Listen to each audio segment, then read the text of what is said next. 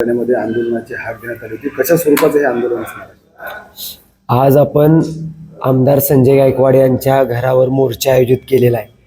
मोर्चा collector ऑफिसपासून निघेल आणि आमदार साहेबांचं जे घर आहे त्या घरावर ज्या पुस्तका संदर्भात त्यांनी मला कॉल केला होता ते कॉम्रेड गोविंद पानसरे यांचं शिवाजी कोण होता पुस्तकाचं वाचन आपण तिथे करणार आहोत. पोलिसांनी या मोर्चाला आंदोलनाला परवानगी दिली आहे. मी आत्ताच इथं या जिल्ह्यामध्ये जिजाऊंच्या जिल्ह्यामध्ये दाखल झालो आहे, त्यामुळं तिथली सध्याची काय परिस्थिती आहे याची मला कल्पना नाही.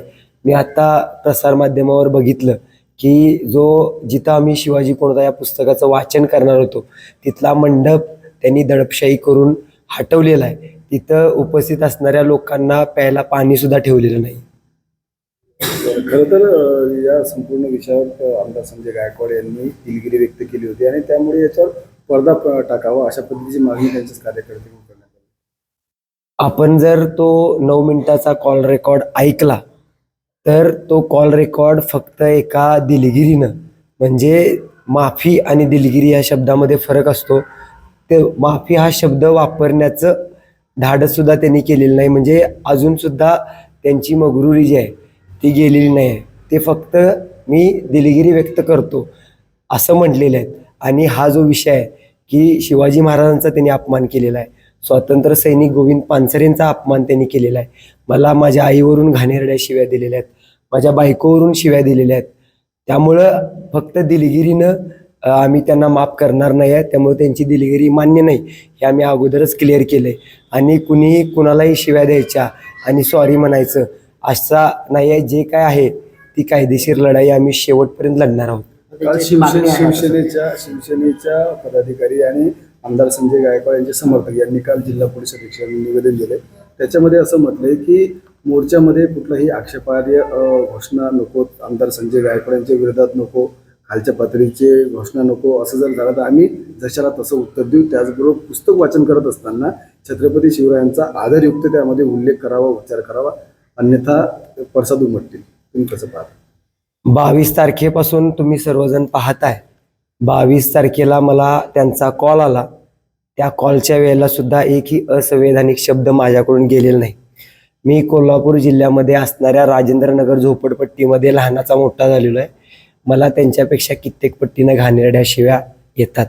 पण छत्रपती शिवाजी महाराजांचं पुस्तक पोहोचवत असताना किंवा चळवळीचं काम करत असताना आपण खूप जबाबदारीनं वागायला लागतं.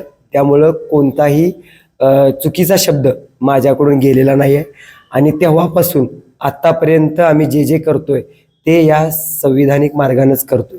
काल आम्ही गृहमंत्र्यांचा जो पुतळा जाळणार होतो तो सुद्धा अधिकार या देशाच्या घटनेनं आम्हाला दिलेला आहे.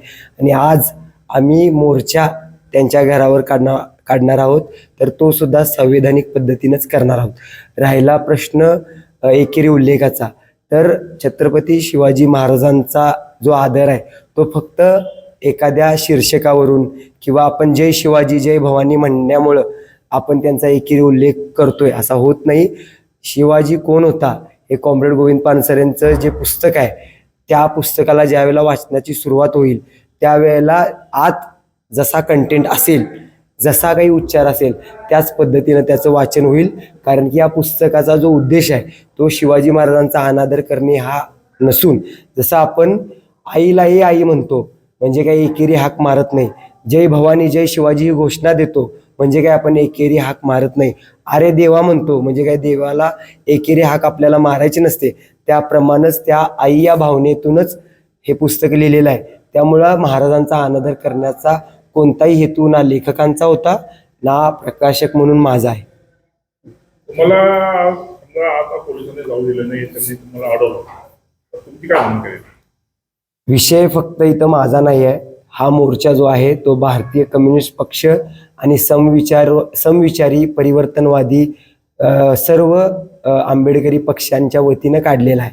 त्यामुळं मला जरी डिटेन करण्याचा पोलिसांनी प्रयत्न केला तर माझं प्रतिनिधित्व मोर्चातले लोक करतील. इथं माझं दिसणं काही लय महत्त्वाचं नाही आहे. त्यामुळं तो काही लय मोठा विषय नाही.